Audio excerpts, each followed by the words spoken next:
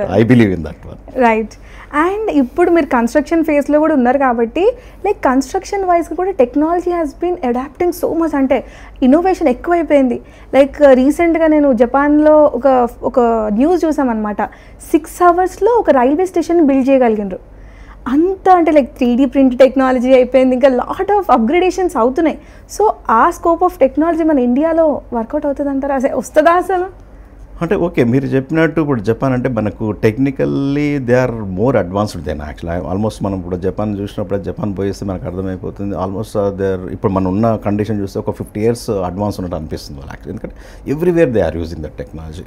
So మీరు technology more use చేసినప్పుడు technology like వాళ్ళకి availability of the technical like machineries కానీ సాఫ్ట్వేర్ కానీ లైక్ ప్రొఫెషనల్స్ కానీ దే ఆర్ అవైలబుల్. అదే మన దగ్గరకు వచ్చేసరికి machines are very expensive than మనకి, ఎందుకంటే because of we are having the so much of human resources. మనకు టెక్నికల్ మిషన్ మనకు 10,000 రూపాయలు అది పనిచేసింది అనుకోండి, మనకు హ్యూమన్ రిసోర్స్ వచ్చేసరికి people they are purchasing 1,000 rupees పనిచేస్తున్నాడు. So why want waste time అనేది ఒకటి వన్ థింగ్. ఇక్కడ ఏంటంటే మన మెషినరీస్ మీరు ఎక్విప్మెంట్ ఎక్కువ యూజ్ చేసిన కొద్ది ఎంప్లాయ్మెంట్ కూడా అనేది మీకు తగ్గిపోతుంది. మీరు ఎంత సొఫిస్టికేట్ అనుకుంటాం, ఇప్పుడు కార్ అనుకోండి ఫర్ ఎగ్జాంపుల్, నార్మల్ కార్ తీసుకున్నాను అనుకోండి, ఒక 5 lakhs వస్తాయి, అది ఎంత సొఫిస్టికేట్ దాని కార్ రేట్ పెరుగుతూ ఉంటుంది, రైట్? సేమ్ ఇక్కడ కూడా అంతే, మనం ఎంత టెక్నాలజీ ఎంత అడ్వాన్స్ ఎన్ని థింగ్స్ చూసినా పెరుగుతుంది. బట్ మీరు అన్నట్టు టైం కన్సిడరేషన్, ఆ టైం అనేది ఇక్కడ చాలా తగ్గిపోతుంది, టైం కన్స్ట్రక్షన్ తగ్గిపోతుంది. Even China also does lot of population, they also very advance in the technology, they also constructing very fast this why.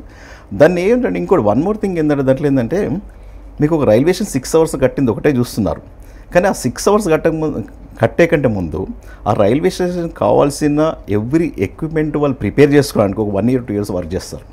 ఆ ప్రెప్కి అంత టైం, ఎందుకంటే అక్కడ మిషన్ ఇప్పుడు మీకు కావాలి, సమ్ స్టీల్ కావాలి, స్టీల్ సైజెస్ కావాలి, అవన్నీ కట్టింగు, వెల్డింగు, ఫ్యాబ్రికేషన్ అంతా సో మచ్ బ్యాక్గ్రౌండ్ వర్క్ ఉంటుంది. ఆ మొత్తం ప్రిపేర్ చేసి ఒక దగ్గర పెట్టుకొని దెన్ మిషన్స్ తోటి దే కెన్ అసెంబుల్ దట్, నిజంగా చెప్పాలంటే. ఓకే, ఆ ప్లానింగ్ ప్రిపరేషన్కి టైం పట్టిన ఎగ్జిక్యూషన్ వెరీ ఫాస్ట్ అవుతుంది. మనకు అలాంటి ఎలా యూజ్ అవుతుందంటే మీరు అన్నట్టు ఇప్పుడు కామన్ ఇన్ఫ్రాస్ట్రక్చర్ వచ్చినప్పుడు అనుకోండి, రియల్ చెప్పండి ఒక రైల్వే స్టేషన్ ఆల్రెడీ రన్నింగ్లో ఉంటుంది. మనకు రన్నింగ్ ఉన్నప్పుడు దాన్ని మొత్తం తీసి ఒక 6 నెలలు మన దగ్గర అంటే ఇండియాలో మనం బాగా చూస్తున్నాం, ఒక్కో ఫ్లైఓవర్ 3 ఏళ్ళు 4 ఏళ్ళు 5 ఏళ్ళు. ఇప్పుడు ఉప్పల్ ఫ్లైఓవర్ కనిపిస్తుంది, నాకు 10 ఏళ్ళ నుంచి కనిపిస్తుంది. అది పాపం 10 ఏళ్ళ నుంచి కొన్ని లక్షల పీపుల్ ఎంత సఫర్ అవుతున్నారు. నిజంగా చెప్పండి ఈ రోజున్న టెక్నాలజీకి అది కన్స్ట్రక్ట్ చేయడం 2 to 3 years కంటే ఎక్కువ పట్టదండి. అసలు 2 to 3 years కూడా వెరీ బిగ్ పీరియడ్ నిజంగా చెప్పాలంటే. ఇవి ఏంటంటే లైక్ ఏంటంటే లైక్ ఫినాన్షియల్ థింగ్స్ ఇన్వాల్వ్ కావచ్చు, టెక్నాలజీ థింగ్స్ ఇన్వాల్వ్ కావచ్చు, సో మెనీ థింగ్స్ ఇన్వాల్వ్ కావచ్చు. కానీ దానివల్ల ఎంతమంది సఫర్ అవుతున్నారు ఏంది? Suppose without that technology it may be cost 100 crores అనుకోండి. Without technology, with technology 150 crores is not loss actual. 10 years period is taking is like, అంటే ఏ విధంగా చూసినా ఇట్స్ లైక్ మన దగ్గర అన్ని ప్రాజెక్ట్ చూస్తుంటాం. ఫస్ట్ గవర్నమెంట్ నుంచి చూసిన ప్రాజెక్ట్ అంటే వాడు టెండర్ కోట్ చేసి 500 crores టెండర్ చేస్తారు, అది లేట్ అయిందని 700 crores 1000 crores.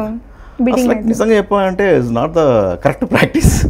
So it has to be change. అంటే ఇండియాలో చేంజ్ వస్తూ ఉంది, but another 4-5 years or 10 years I'm expecting it will complete on time అయ్యే ప్రాజెక్ట్. ఆన్ టైం అయింది అనుకోండి, మీకు ఎక్స్పెండిచర్ అంటే వీళ్ళు ఏంటంటే high technology high machines use చేసేసరికి 1000 crores అయ్యేదానికి వీళ్ళు ఏం చేస్తున్నారంటే ఓకే ఇదైతే 700 crores అవుతుంది కదా అని చెప్పి 700 crores, కానీ ఆ టైంలో అవ్వట్లేదు, మళ్ళీ 1200 crores అవుతుంది. ఎందుకంటే because of delaying, it's like that thinking has to be change actually.